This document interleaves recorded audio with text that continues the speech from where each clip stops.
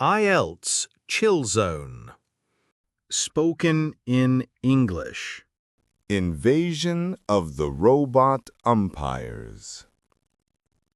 A few years ago, Fred DeJesus from Brooklyn, New York, became the first umpire in a minor league baseball game to use something called the Automated Ball Strike System, ABS, often referred to as the robo-umpire.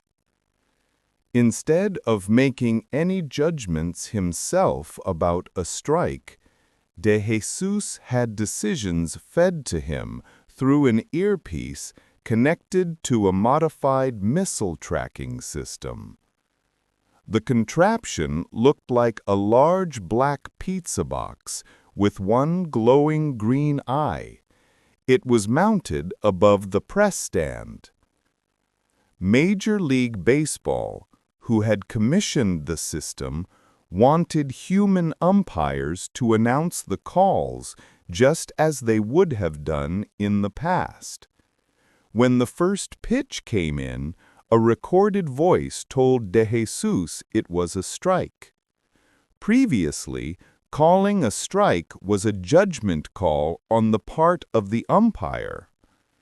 Even if the batter does not hit the ball, a pitch that passes through the strike zone, an imaginary zone about 17 inches wide, stretching from the batter's knees to the middle of his chest, is considered a strike. During that first game, when DeJesus announced calls, there was no heckling and no shouted disagreement. Nobody said a word. For 150 years or so, the strike zone has been the game's animating force. Countless arguments between a team's manager and the umpire have taken place over its boundaries and whether a ball had crossed through it. The rules of play have evolved in various stages.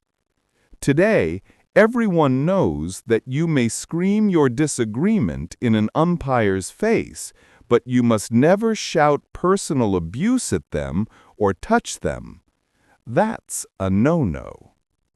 When the robo-umpires came, however, the arguments stopped.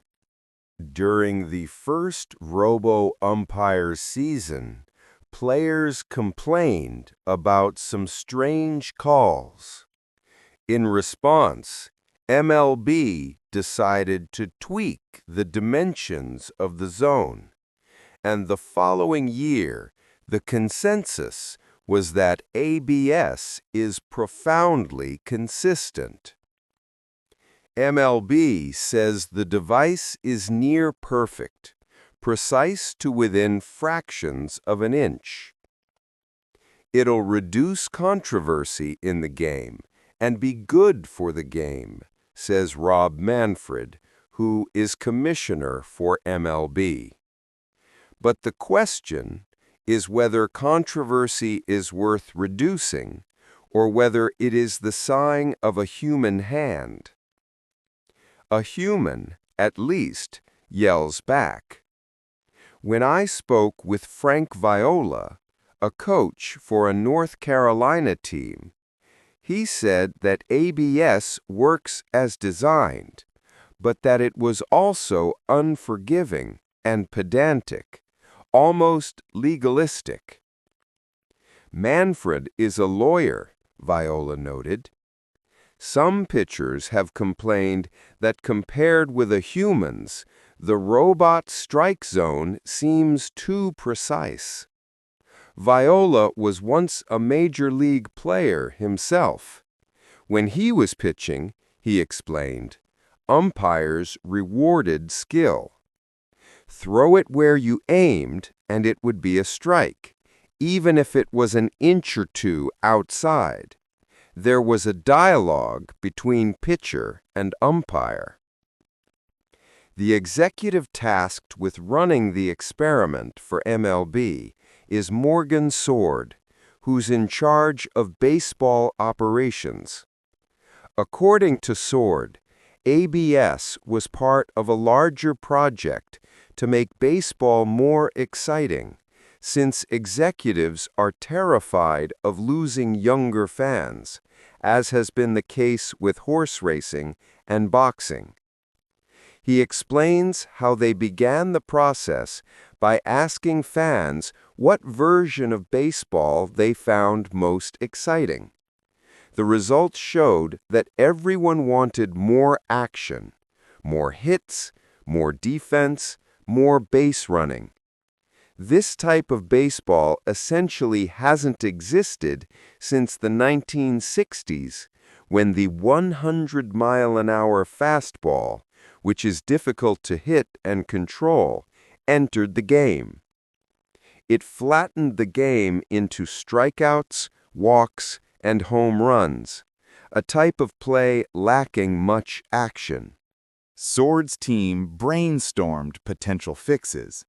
Any rule that existed, they talked about changing, from changing the bats to changing the geometry of the field. But while all of these were ruled out as potential fixes, ABS was seen as a perfect vehicle for change.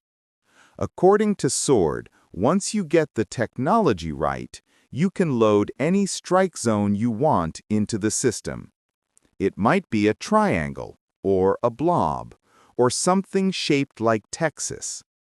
Over time, as baseball evolves, ABS can allow the zone to change with it. In the past 20 years, sports have moved away from judgment calls. Soccer has video assistant referees for offside decisions, for example. Tennis has Hawkeye for line calls, for example. For almost a decade, baseball has used instant replay on the base paths. This is widely liked, even if the precision can sometimes cause problems. But these applications deal with something physical: bases, lines, goals. The boundaries of action are precise, delineated like the keys of a piano. This is not the case with ABS and the strike zone. Historically, a certain discretion has been appreciated. I decided to email Alva Noe, a professor at Berkeley University and a baseball fan, for his opinion. Hardly a day goes by that I don't wake up and run through the reasons that this is such a terrible idea, he replied. He later told me, this is part of a movement to use algorithms to take the hard choices of living out of life. Perhaps he's right. We watch baseball to kill time, not to maximize it. Some players I have met take a dissenting stance toward the robots too, believing that accuracy is not the answer.